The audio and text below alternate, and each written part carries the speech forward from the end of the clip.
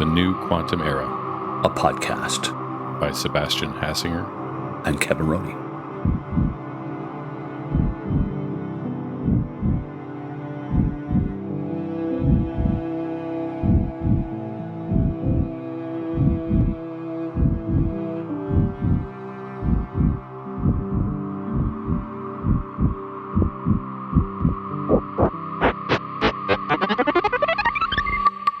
Welcome to the New Quantum Era podcast.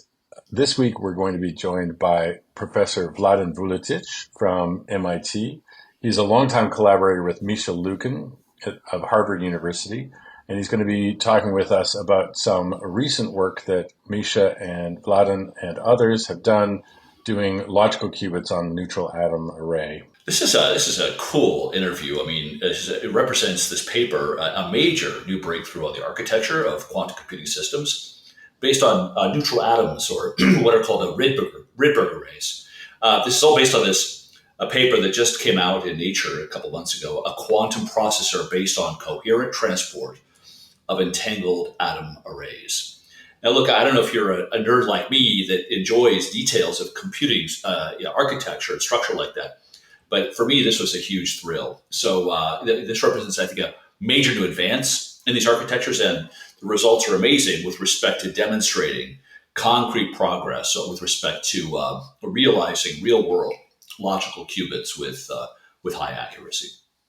Yeah, absolutely, Kevin. I'm really excited about this discussion. The paper hit Nature on December 6th, I believe, of 2023, which was the first day of the Q2B conference in Santa Clara, which is probably the largest quantum computing conference in the United States at this stage.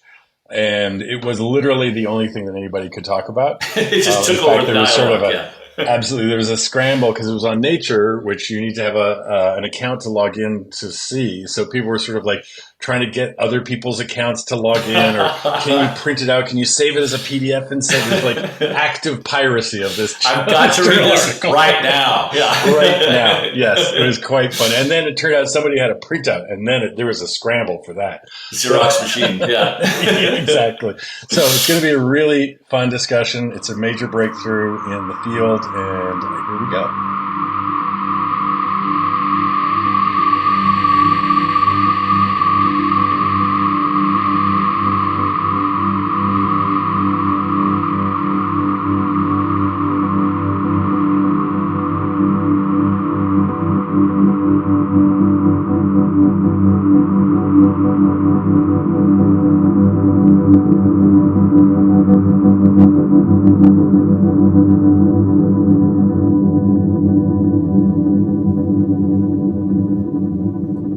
Welcome back to the show, everybody. Thanks for joining us today. We are joined today by Professor Vladan Vuletic from MIT. He's the Lester Wolf Professor of Physics. He works in experimental atomic physics at the Center for Ultra-Cold Atoms and the Research Laboratory of Electronics. And Professor Vuletic, welcome, and thank you very much for joining us. Thank you very much. It's a pleasure to be here. Good morning. Yeah, I hope we didn't massacre the pronunciation of your name. Please let us know if we got it right. Okay, Vuletic is my name. Very good. Thank you. My apologies. So, Professor Vuletic, we were very excited about having you on because, of course, one of the biggest events in the last year of quantum computing was the paper that you authored along with Misha Lukin's group. That was published on the 6th of December in Nature. Is called Logical Quantum Processor based on reconfigurable atom arrays.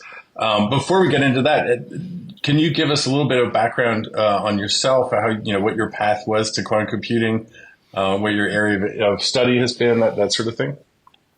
Yeah, as long as I can remember, I always wanted to study physics, but certainly it was nowhere on the horizon.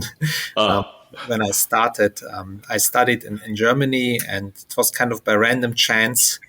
I was looking for a diploma thesis. In Germany, it's like an extended master thesis. So I was looking for a field and, couldn't find anything. And then I randomly walked into one advanced seminar where somebody called Ted Hensch was talking about a recent breakthrough that had been achieved at Stanford by Stephen Chu.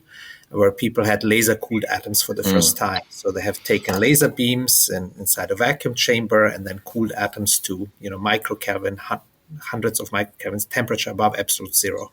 So at minus 273 degrees Celsius, and had trapped them actually in a laser trap. And I thought, I don't know what this is good for, but this is so cool. Control atoms and have them down at very cold temperatures. When people come in our lab, they often are surprised. They expect something cryogenic, like refrigerators and so on, but there's nothing cold except the atoms, right? Yes, wow. And so when this is now many years ago, I thought this is something very exciting, the famous quote, I don't know what it is, but it is a newborn baby and it's, going to be interesting. Right. Yeah. And so I joined that group. I worked on laser cooling and trapping at the time. I was very fortunate. I did my PhD then with Ted Hensch. He later won the Nobel Prize for precision spectroscopy. And I had a lot of luck in my path. While I was a graduate student, Steve Chu from Stanford was a Humboldt laureate. He came. He had nothing to do over the summer.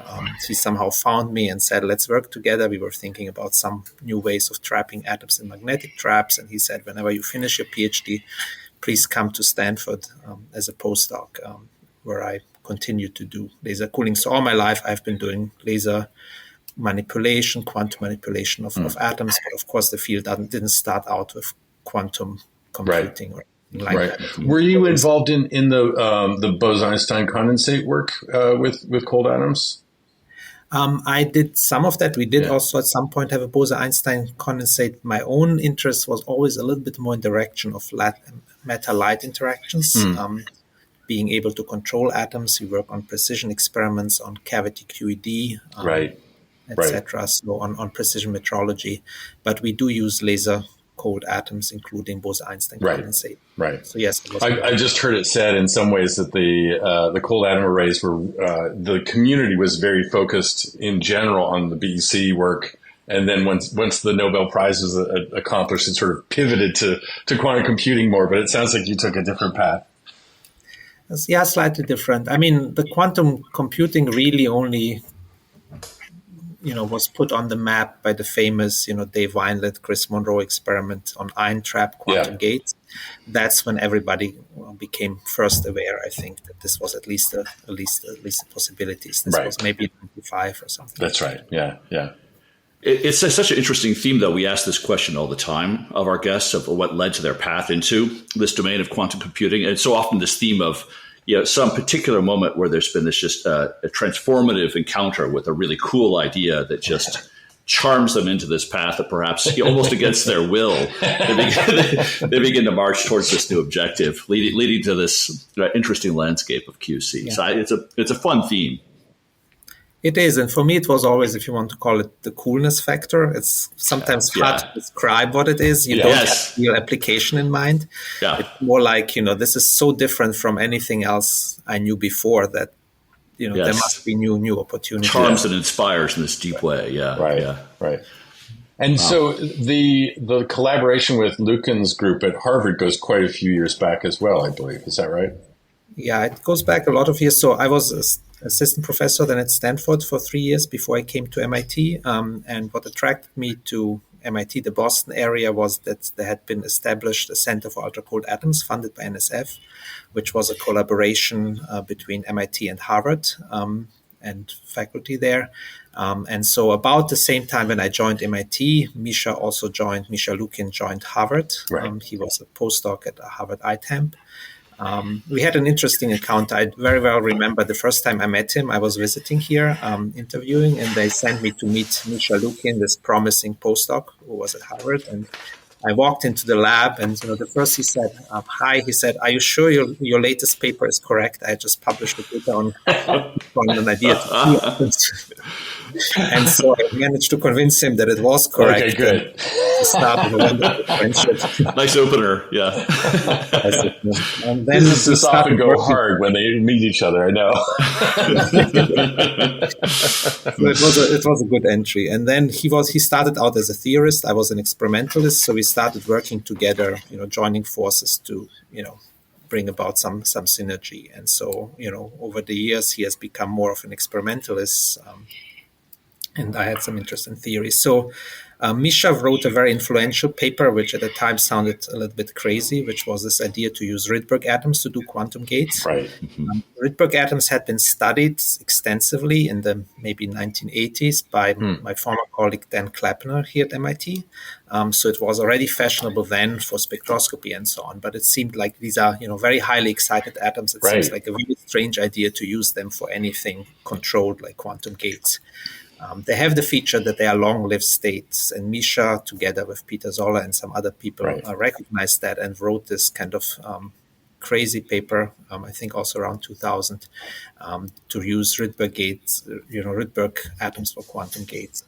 And so we started collaborating. At the time, we didn't really think about quantum gates yet because a single atom trapping hadn't been developed. But we used these Rydberg atoms in collaborative experiments to for the first time make individual photons interact. So photons normally pass through light. Light passes through light. Light doesn't interact with light to a very, very high degree. But when we passed it through a cold medium of atoms in a particular way that involved Rydberg states, we could make single photons interact, and we could for the first time demonstrate photons that were in a bound state. So we could make a molecule of two photons of light at a time. Incredible. Wow. And so this is just a really inspiring new architecture for quantum computing and so compelling. And I think people who are insiders perhaps understand exactly what you're talking about, these Rydberg states and so forth. But just for a more generalist audience, who maybe are more familiar with superconducting or other architectures, it's for a lot of novices like me, it's a surprise that this architecture can actually render robust computations. How could we frame a basic overview, right, of how these arrays of these Rydberg states can produce computation? I'll do that. Maybe I'll go even a step back and say, what do you need for quantum computing? You need qubits, and they need to be identical. That's one key requirement. And then you have to be able to switch on and off interactions between these qubits. Qubits have two states that depend on the state of the qubit, right? And so you can take a few different routes. In superconducting qubits, you can engineer things very well. It's kind of obvious maybe that you can turn on and off interactions. In this case with microwave pulses. What is hard for superconducting qubits is to make them very identical because they're always fabricated, they're artificial, so you have to have a very high degree of control in the fabrication to make them as identical as possible. If you come from the other side using atoms or ions, you get the identity for free, the identicalness for free, because all atoms by definition are exactly the same. Nature's perfect qubits. They are just perfect qubits. What is hard in the atoms is to do the switchable interactions, especially over distances where you can control. So if you put many atoms into a Bose-Einstein condensate, they collide with each other. There are some interactions, but these interactions are very hard to control, and it's also hard to isolate identical qubits. And so what happened first in the ion trapping community was this idea to use Coulomb interactions. So these are long-range interactions so that you could turn on and off interactions in a particular way with laser beams between separated ions. Ions are relatively easy to trap because they have an electrical charge. Electric forces are very strong. And so that's why ion trap quantum computing was the first one to succeed with gates, because they had already, due to the work of Dave Wineland and before Demelt and so on, had these controlled atoms and interactions over a distance. A distance here means micrometers, a few micrometers, 10 micrometers. And for atoms, that's really an unsolved problem because atoms in the ground state only interact when you put them on top of each other and they collide with each other. But if you put them, a few micrometers apart where you can optically control them, you cannot, in general, there's almost no way to do interactions. And the one way to do it is to put atoms in very highly excited states. So everybody maybe knows the hydrogen atoms and remembers there's a 1s orbital and a 2s orbital, and a 3s orbital, but there's also a 100s orbital. And this 100s orbital is such that the electron is at a micron distance from the nucleus. Wow. So you could take a whole COVID virus and put it inside the atom, and the going around. Gigantic. Yes. So it's a gigantic atom, and what that means is that these atoms react to tiny electric fields because the electron is so far away from the nucleus, it can be polarized very easily. And what that also means, if you take two such Rydberg atoms, two atoms in this 100s state, and put them at a macroscopic, well, not macroscopic, but kind of micrometer distances from one another, they start to interact very strongly. And that's very important. So a typical scale is maybe hundreds of megahertz or gigahertz. And that's important because this energy scale also sets the inverse of that, given by Planck's constant, sets the time, at which you can, the speed of gates. And so these Rydberg atoms are very nice because they have large interaction strengths at this, hundreds of megahertz energy spacings or interaction strengths, which also sets a corresponding speed to be, close to that sum factor below. And I gather a range long enough that you could manipulate them to close together for interaction via laser. Exactly. So there were really two key breakthroughs. One is, to control these Rydberg state, and then the other breakthrough was this ability to make deterministically arrays of many single atoms. Right. It's interesting. So it was 20 years ago in 2003 when a group in Paris, Philippe Grangier, for the first time trapped a single atom and saw it. So they used kind of something that was known from Bose-Einstein condensates. They used laser traps and laser cooling. But what they did is they made a laser beam as focused as tightly as possible. So usually before that, we used kind of bigger traps. Big means maybe 100 micrometers or so, where you can fit in many atoms to do, say, Bose-Einstein condensates. And what they tried is, let's make a focus that is, limited by diffraction to the 1 micrometer scale. And they saw that they could trap a single atom half the time. And so that was kind of a breakthrough. Maybe it wasn't really appreciated as much as it should have been because, it was still, if you have 50% of the time an atom inside and 50% not, you can't, put 100 traps together, expect to have 100 atoms. Very unlikely. Right. But still a gigantic breakthrough at the time. I mean, the manipulation of a single atom, even imperfectly so. I mean, impressive, yes. It was very impressive that you could image it. You could use fluorescence from the single atom. Something that people had done in the ion community for a long time, since the 1990s. But, this was now a breakthrough in the neutral atom world for single atoms. Yes. And now the idea came in 2016. We did a paper with Misha where we, for the first time, basically used the feedback mechanism to load, many atoms, many traps with 50% probability, but then look at which traps were filled and rearrange them in such a way to get a deterministic pattern. And similar things were done by Anton Brouvet's group at the same time in Paris. And it's interesting, in this field, often the ideas are around, but people maybe think they won't work very well. It's not like we invented this. This was kind of an idea that was in the community, but, nobody thought it would be so promising and would scale so well. That's really cool. And so I think the really essential message of the Nature paper, yes, that you and the team have produced is around this sort of parallelization architecture, these whole grids of neutral atoms that can be manipulated in parallel that produce the really compelling results on essentially concrete error correction that are detailed in the paper. I hope I got that summary right, but could we just sort of delve down into that concept a little bit more deeply? Yes, that's a very good point. So now we have these arrays of controllable atoms that can be moved around in laser beams. And basically, you should think of a 2D geometry. This is an array of traps, and in 2D, these atoms can be moved around. And we have also the ability to scale to large numbers of what we call now physical qubits. These atoms, each atom is a physical qubit.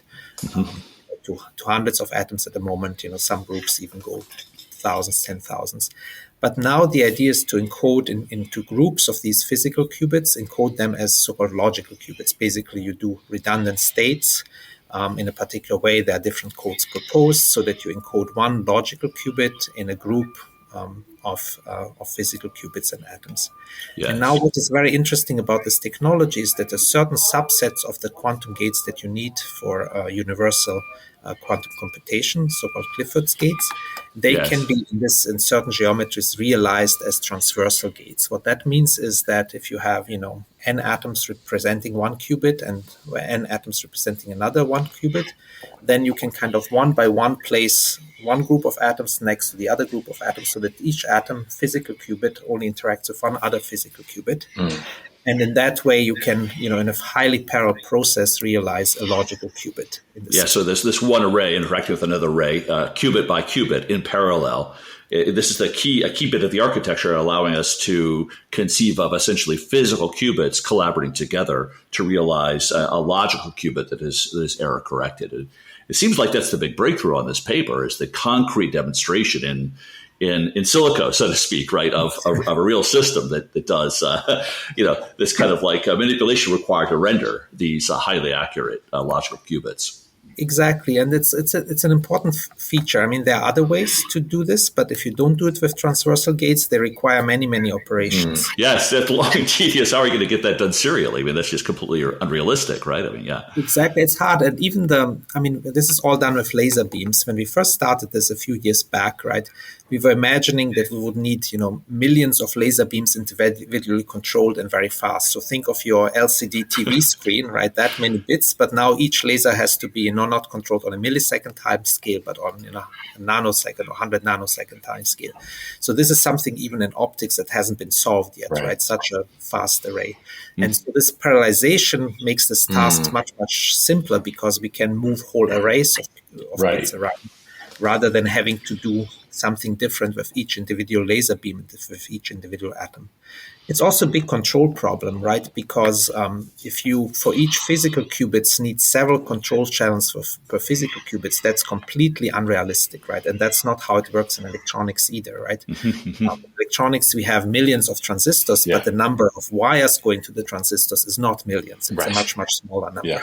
Yeah, I mean, the sort of crossbar architecture is sort of a common theme throughout all of this silicon chip thing. Yeah, exactly. And so something like that is fortunately possible in the neutral atom systems, in the neutral atom world. This massive parallelization. Right. So what one beam is controlling as a swarm, one whole row or column, right, of this grid, and just moving it en masse and promoting parallel operation of interaction. Do I have that right?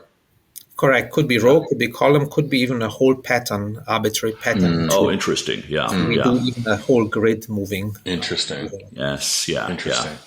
And one of the things that's so striking about the Nature paper is that system architecture. It's funny because it's describing how you're organizing the optical space of your trap, but it looks very much like a chip architecture. You've got sort of ancillary qubits that are in reserve over in a reservoir, and you're moving them in and out of the entangling zone. And then there's a storage zone. It starts to look like a real computer system, but in free space. It's really quite striking. Like L1, L2 memory and so forth. Yeah, right. It is amazing. It's also kind of interesting if you think about that. For each computation, we assemble the memory and microchip. Do computation and throw it away. Oh my God! Put a new chip on the next round. Yes, yeah. That's incredible. Almost a parallel to the von Neumann architecture, almost exactly, huh? Yeah, almost exactly. Yes. That's really interesting. And it's just. I'm sorry. Go ahead. Go ahead. No. Yeah, just this interesting journey where you began with sort of seeing this original vision of this coolness factor of suspending this one single atom inside a laser beam, leading this long journey towards realization of a full von Neumann architecture inside qubits. I mean, quite a surprise. You wouldn't have expected that natural egress to ensue. So digging into the implementation a bit more, those transversal gates, as you said, you can represent Clifford gates in transversal, right? But if I'm not mistaken, that doesn't include. It's not a universal set of gates. Is that right? That's correct. So one needs another type of non-Clifford gates, and we are working on realizing that as well. Okay. And do you think, because often in error correction implementations, at least theoretical ones, because we're still in the early days of these practical implementations, the protected state is often limited in some way, and C0 or entanglement or other gates need to be at least there isn't a logical qubit representation or operation that performs that to Foley or C0 gate. Do you think that'll be a similar sort of challenge with this implementation? Well, I mean, non-Clifford gates are certainly harder to make in this system. We are working on them. We are hoping, to maybe have this year a first demonstration of those. My own feeling is that, people are very excited about these LDPC codes, these other ways of implementing logical logical qubits, gates, etc. My feeling is that there's a lot to be gained from some kind of co-design between theoretical ideas and experimental capabilities, because certain things are very easy in our platform, for instance, certain things are harder. Right. And, for people who understand both sides of the problem and take this into account, my feeling is that there's, kind of maybe orders of magnitude to be gained from adapting, the theoretical ideas to the architecture, right? Because before these demonstrations, the theoretical concepts were also rather simplistic, right? They assumed, for instance, that all errors are the same magnitude because, what else would you assume if you know nothing about the system, right? But in practice, it's very, very different, right? Our single qubit errors are, for instance, almost error-free. They are kind of 10 to minus 4 errors. Our 2-qubit errors are the ones that give us trouble. And even among the 2-qubit errors, we have much more phase errors, Z errors than X errors, for instance. Interesting. Just because these states are relatively long-lived and so on, but it's the phases of the lasers, for instance, that produce these errors and energy shifts of the atomic levels. So an architecture that includes this and takes this into account can outperform, I think, standard architectures. It feels to me like there's just such a rich and fascinating detail, both of the theory and the experimental apparatus required to render that. And I think a lot of our audience, like me and Sebastian, we love that kind of detail. Mm-hmm. But for the part of our audience which is trying to figure out, just from listening, what is the commercial potential, right, of this entire domain? There's a lot of skepticism about whether or not quantum computing could actually, in any time soon, right, achieve its commercial potential. But this particular outcome, this Nature paper, does seem to indicate there's a lot of, I think, renewed room for optimism. Yes, I mean that realizing. Yes, I mean an implementation of many physical qubits, rendering highly accurate logical qubits. It feels like it's a breakthrough with commercial relevance. Maybe not in the short term, but still, it's pointing the way towards an outcome that could be real in some amount of time. What's your perspective on that point of view? I would agree with you. I mean, I myself, even 5 years ago would have been a skeptic. And I remember, that 7 or 8 years ago, I was reviewing theory papers, and I was thinking, we will never have hundreds. You're rolling your eyes. What are you talking about? There were theorists and they were, proposing protocols, and I was just thinking, whatever. We'll never have that. But I think there's a lot of room for optimism. On the qubit number, sheer number, these systems very straightforwardly scale up to, say, 100,000 qubit, maybe a million qubits. Wow. Physically. So that's just because the atoms are really non-interacting in the ground state, and therefore you can add as many atoms as you want without disturbing the ones that you have. So they scale very well in qubit number. We have now, for the first time, demonstrated, or not the first time, in Google, there were several other groups doing beautiful, first experiments. Certainly, yeah. But I think, the logical qubit era is upon us. Yeah. It's no longer. Yes. But people were talking, there's the next, 5 to 10 years will be all NISQ, and we have to think that NISQ application. I don't think that's the case. I think, we have a new era, early era of logical qubits. Almost this paper represents the transition from the NISQ era to something entirely new. Yes, I think it's very inspiring. Yeah, there were other indications. I don't. There are other competitors who do very well. And, and I'm sure. I mean, I'm a naive amateur here, but I mean, I still speculate. I mean, given that you've got two-dimensional crossbar arrays now of laser-controlled atoms. Could you ascend to a third dimension and have greater interaction potential and better density? You could, and Antoine Brouvet's group in Paris has actually demonstrated three-dimensional structure. So you can do the trapping. We do like the 2D geometry, though, because it solves the access problem. So we can use the third dimension for sending in the laser beams. Right. Yes. 3 dimensions, you have to be much more careful. At the moment, we are not running out of space, especially since we can move the atoms. Right. So just, on a kind of crossed hair, you can already fit something like 10,000 qubits or so.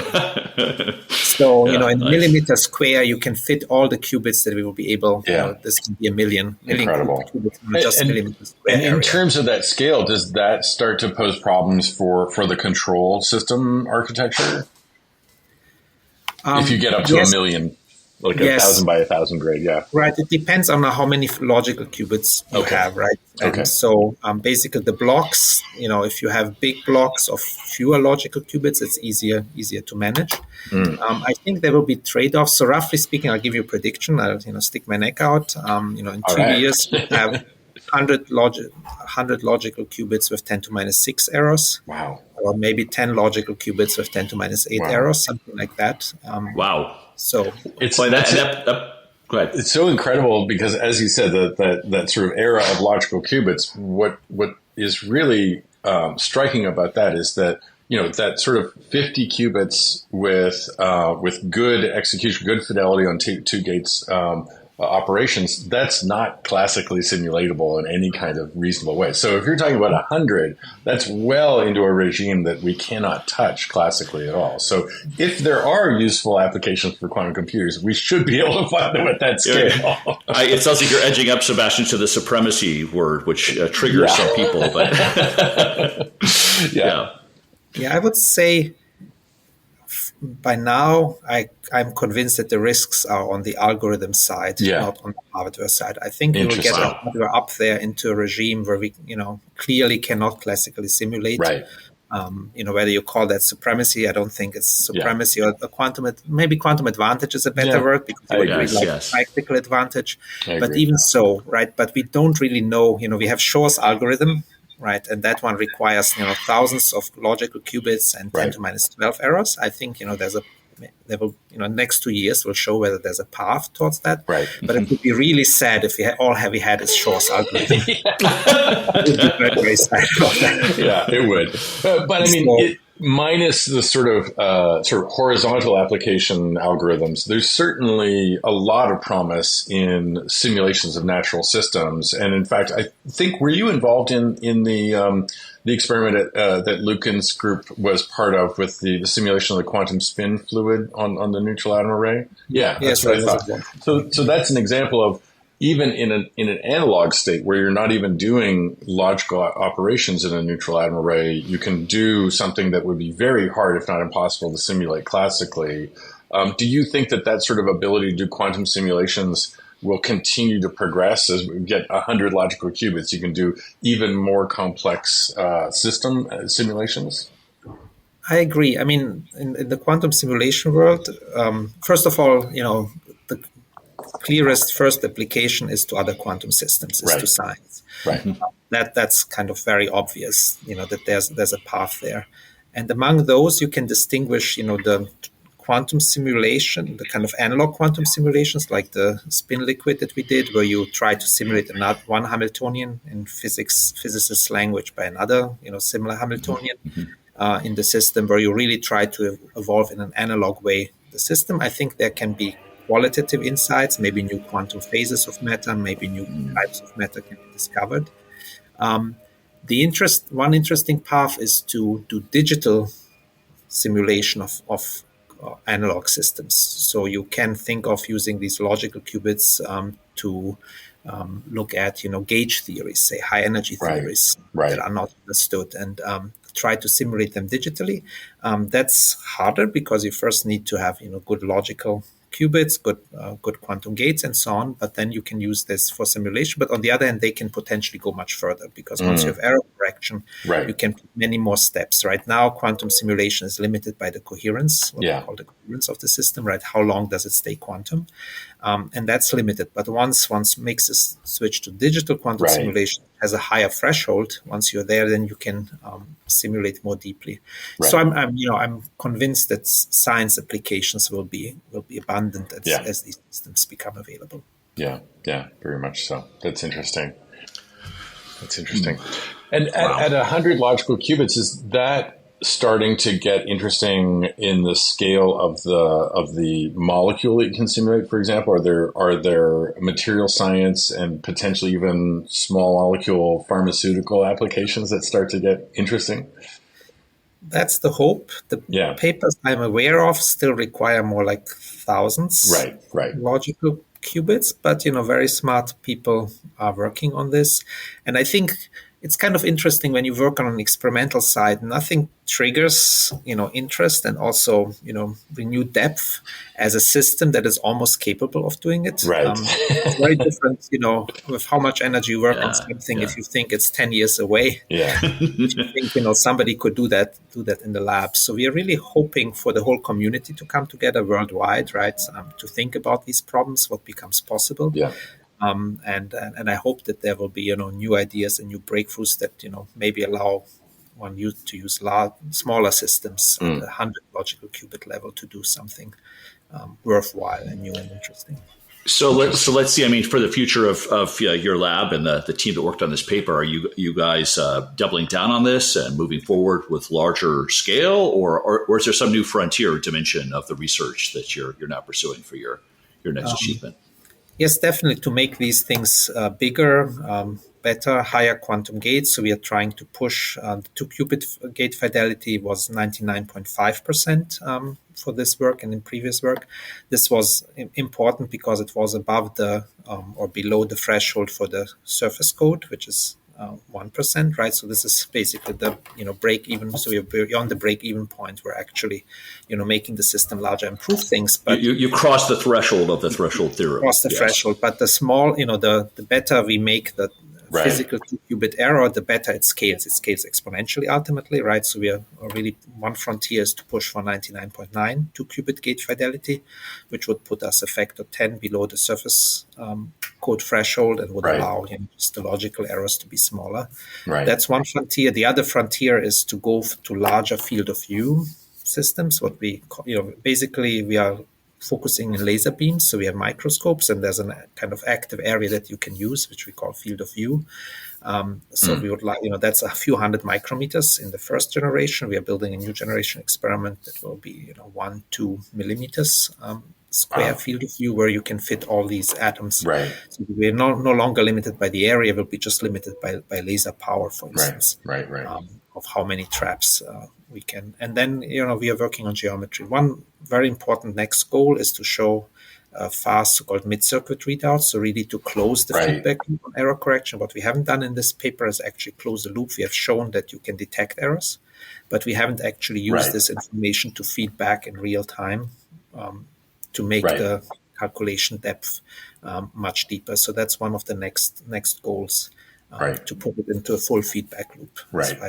I saw you did demonstrate feed forward though on your circuits, right? So there's still just mid-circuit measurement, and syndrome detection are still required. And interesting. So we have done all these separately, but we haven't done in a full loop where we do multiple rounds of error correction. Right. That's interesting. Wow, it's just been such a fun conversation. We really appreciate it, and I hope you can see we also enjoy the cool factor. Yeah, but also there is a route towards concrete outcomes here that feel like it's not just theory. There's perhaps a route towards an outcome that can make a difference in the broader world. So we really appreciate this time. I wonder, are there any other topics with respect to this paper or the achievements of the group that we've missed in this conversation that you want to cover? Maybe I want to just point out how remarkable this quantum error correction is. I mean, in classical systems, it's kind of obvious. You encode something redundantly, and then if more than half of the qubit or bits are in one state, you say, okay, that must be the correct state, and it's very unlikely the other thing happened. But in quantum mechanics, we're not really allowed to touch the qubits. We can't know their state. So, the fact that you can do this and compare this, even, to experts like me or, my colleagues in quantum physics who don't work in quantum error correction, if you ask them, is this possible? The instinct, no, it's not. It can't be possible. You can't look at them and you can't copy them, but you have to make sure they're running correctly. So it's kind of a handful. Yeah. So I would say this is one of the really remarkable intellectual breakthroughs in science overall. Yeah. Right. I mean, kind of at a similar level, almost like what is how is genetic information encoded? There's a DNA or something, right? It's really a remarkable journey where some very abstract ideas, right, which are hard to understand even for specialists, except the people really working quantum error correction, now come together with a physical system. Right. So maybe there's hope that, we can draw for other quantum physics experiments inspiration from this. I also work in metrology, trying to measure time better and other quantities better, right? It would be very nice if there was a cross-fertilization of these quantum error correction ideas into all these other fields where we're trying to control quantum systems. Oh, so interesting. Yeah.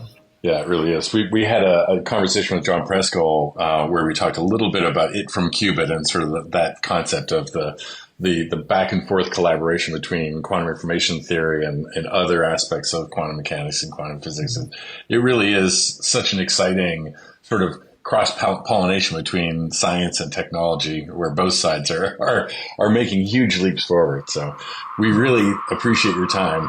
Thank you very grateful. much. Thank you. Yeah. Thank you so much. It was a great pleasure.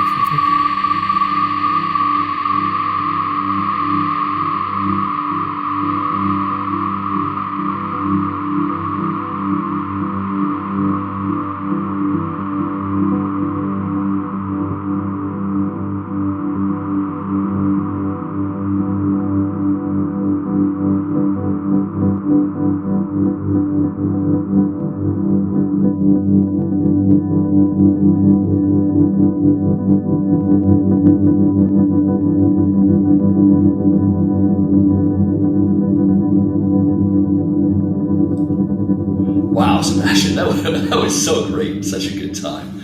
I got to tell you, it feels almost like, future historians, they may look back on this year of 2023 as essentially a crucial year in the advancement of the agenda of quantum error correction. I mean, we've touched on this theme throughout this past year several times, but man, this particular result, it's like the crescendo of so many of those efforts. I mean, it's almost like we've finally passed into the era of real life logical qubits.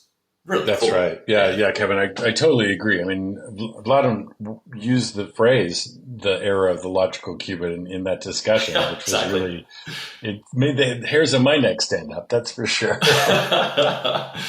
Yeah, it's just amazing. I was such a thrill to hear all the details of the underlying operating system, so to speak, of these different qubits and different zones with assigned roles. I mean, almost an analogy like with the way modern day silicon chips operate. Just amazing. Yeah, stuff. that's an incredibly interesting aspect to it as well. That they're sort of replicating sort of a von Neumann machine in free space, right? Just by holding atoms in the middle of space with lasers and creating a machine. Yes, and marching them along en masse, right, to do these parallel operations. Just stunning stuff. It really is. It really is. I really enjoyed it. And, one of the most striking things that Vladan said was, 5 years ago, he would have counted himself as a skeptic. And 5 years ago is roughly the beginning of the NISQ era. Yes. And now he believes the risk is on the algorithm side and not on the hardware side. The engineering the scientific challenges are pretty much knocked down, and it's just engineering from here on out. There still remain skeptics out there. There are skeptics out there, but I mean, to see a guy of this caliber go through that conversion, it kind of does speak volumes that there's really something down here at some point. Absolutely. And I think it really, the era of the logical qubit, we should be the subtitle of the next season of this podcast. Yeah, it's a good idea, man. Awesome. Yeah. Such a good time. Okay, that's it for this episode of The New Quantum Era, a podcast by Sebastian Hassinger and Kevin Roney. Our cool theme music was composed and played by Omar Costa Hamido. Production work is done by our wonderful team over at Podfi. If you are at all like us and enjoy this rich, deep, and interesting topic, please subscribe to our podcast on whichever platform you may stream from. And even consider, if you like what you've heard today, reviewing us on iTunes and or mentioning us on your preferred social media platforms. We're just trying to get the word out on this fascinating topic and would really appreciate your help spreading the word and building community. Thank you so much for your time.